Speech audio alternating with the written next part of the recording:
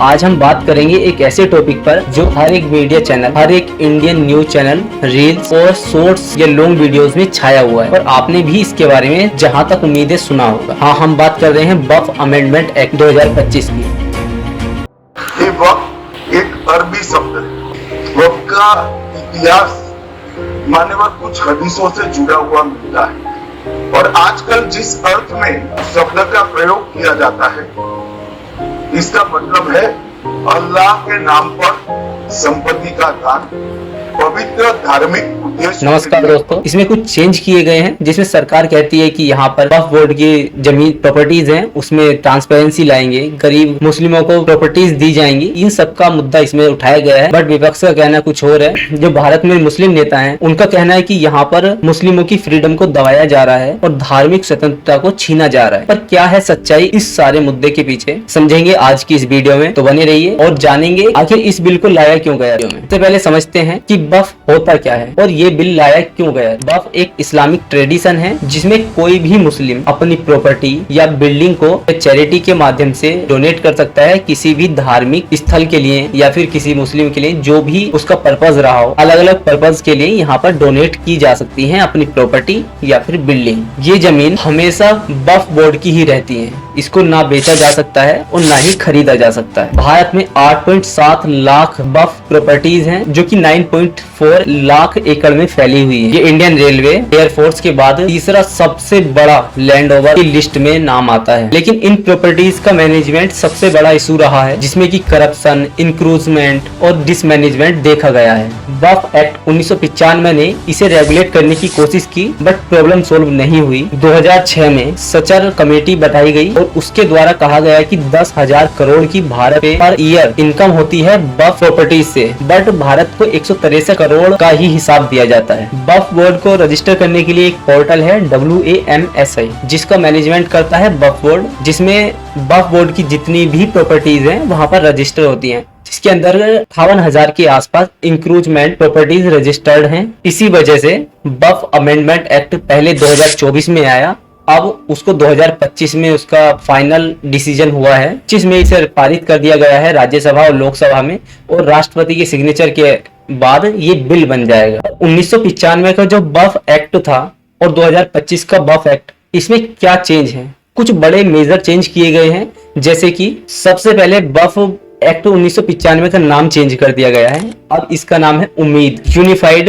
Waqf management empowerment efficiency and development act 1995, इसका नाम ये रख दिया गया है। पहले वक्फ एक्ट 1995 था। और दूसरा इसमें चेंज किया गया है, सेंट्रल वक्फ बोर्ड और स्टेट वक्फ बोर्ड में 2 मेंबर नॉन मुस्लिम होंगे और 2 मेंबर वुमेन्स मुस्लिम होंगी। और तीसरा वक्फ बाय यूजर को खत्म कर दिया गया है। ये वक्फ बाय यूजर एक ट्रेडिशन थी जिसमें लॉन्ग टाइम तक अगर कोई प्रॉपर्टी को यूज करता है बिना किसी रजिस्टर के, बिना किसी डॉक्यूमेंट्स के, तो वो प्रॉपर्टी अपने आप ही ऑटोमेटिक वक्फ बन जाती थी। तो अब उसको रोक दिया गया है। अब कोई भी प्रॉपर्टी बिना रजिस्टर के यूज के वो वक्फ नहीं बन सकती, हर 6 महीने में उसको रजिस्टर कराना होगा। चौथा इसमें किया गया है, रजिस्ट्रेशन मैंडेटरी हो गया है, क्योंकि अगर रजिस्ट्रेशन नहीं कराएंगे तो वहां पर एक्शन लिया जा सकता है। मैंने जैसे बताया, हर 6 महीने में वक्फ प्रॉपर्टी को रजिस्टर करना अनिवार्य है। 5वां सबसे बड़ा बदलाव किया गया है, जिस गवर्नमेंट प्रॉपर्टी को वक्फ क्लेम करता था अब उसको वक्फ क्लेम नहीं कर सकता है।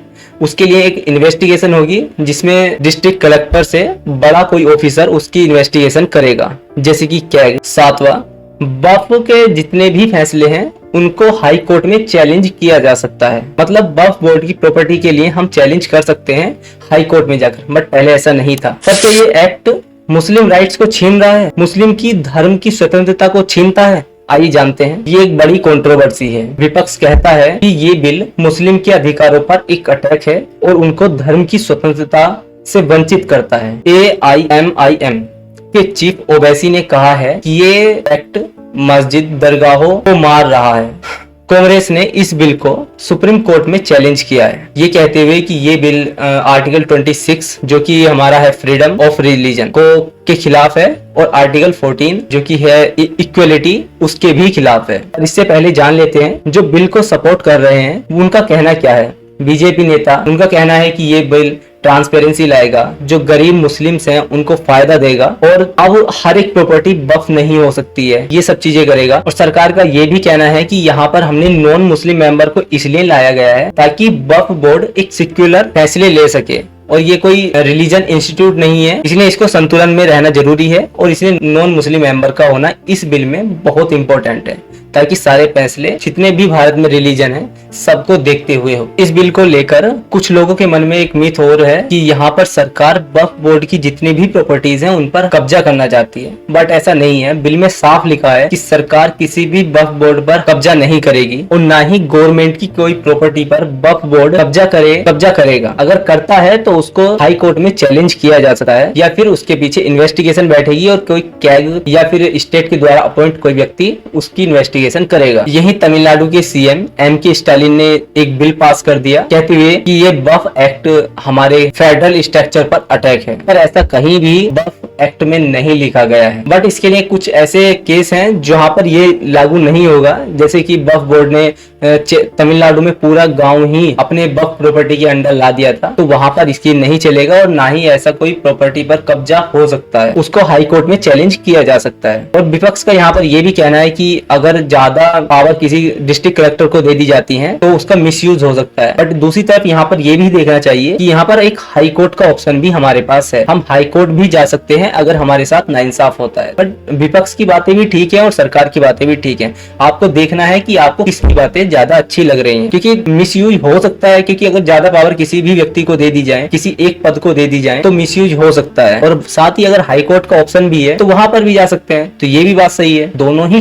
चीजें ठीक है, आपको बस थोड़ा सा दिमाग लगाना है और संतुलन की राह पर चलना है। अगर हम हिस्ट्री की बात करें तो वक्फ बोर्ड की शुरुआत मुस्लिम काल से ही हुई थी। जितनी भी मुगल प्रॉपर्टीज हैं उनको वक्फ बोर्ड कहा जाने लगा। बिल का फोकस इस बात पर है कि जितनी भी वक्फ प्रॉपर्टीज हैं उनको वेरीफाई किया जाए, ना कि वक्फ की प्रॉपर्टीज को छीना जाए और ना ही जो वक्फ किसी भी प्रॉपर्टी पर कब्जा करेगा उसको छीना जाए, बस उसको वेरीफाई किया जाना चाहिए और हर 6 महीने के अंदर रजिस्ट्रेशन उसका होना मैंडेटरी है। देखने वाली बात यह है कि इस बिल का जमीनी स्तर पर क्या इम्पैक्ट पड़ने वाला है, यही हमारे लिए इम्पोर्टेंट है। सबसे पहले देखेंगे इसके कई इम्पैक्ट हो सकते हैं, हम पॉइंट वाइज इसको जानेंगे। पहला इम्पैक्ट तो यही पड़ सकता है कि ट्रांसपेरेंसी बढ़ेगी। जितनी भी वक्फ प्रॉपर्टीज हैं उनके अंदर ट्रांसपेरेंसी बढ़ेगी, उनका रजिस्ट्रेशन होने लगेगा हर 6 महीने में, तो हमें खुद ही पता चलने लगेगा कौन सी प्रॉपर्टी वक्फ है और कौन सी प्रॉपर्टी वक्फ नहीं है। दूसरा, इंक्लूसिविटी, यहाँ पर मुस्लिम, नॉन मुस्लिम और वुमेन्स तीनों का योगदान दिया जाएगा बिल के अकॉर्डिंग। यहाँ पर कोई कमेटी बनती है, तीनों का योगदान दिया जाएगा तो तीनों के अधिकारों को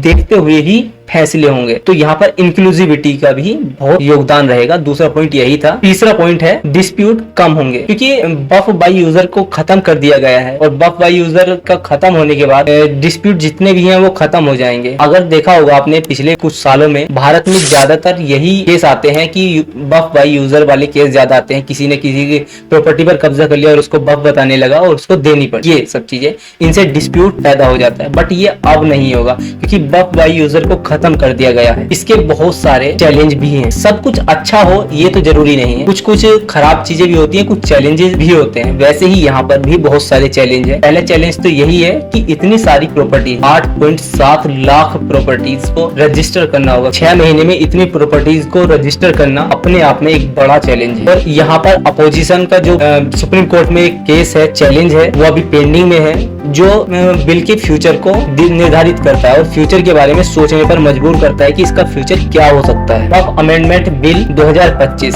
एक बड़ा स्टेप है, लेकिन क्या इससे सारी प्रॉब्लम सोल्व हो सकती है? सच ये है कि वक्फ बोर्ड में सुधार की जरूरत थी और वो जरूरत इस बिल ने पूरी की है। बट आने वाला टाइम बताएगा ये बिल कितना अच्छा रहा और कितना बुरा, और ये किस टाइप से हम इसको लाए थे, हमने जिस उद्देश्य के लिए इस बिल को चेंज किया है वो हमारा उद्देश्य पूरा हुआ या नहीं। आपको क्या लगता है, क्या ये बिल गेम चेंजर है या फिर नहीं? कमेंट्स में बताएं और हमारी वीडियो को शेयर करें, लाइक करें। ऐसे ही वीडियो पाने के लिए हमें सब्सक्राइब कर लें, बेल आइकन दबाना ना भूलें। Thank you.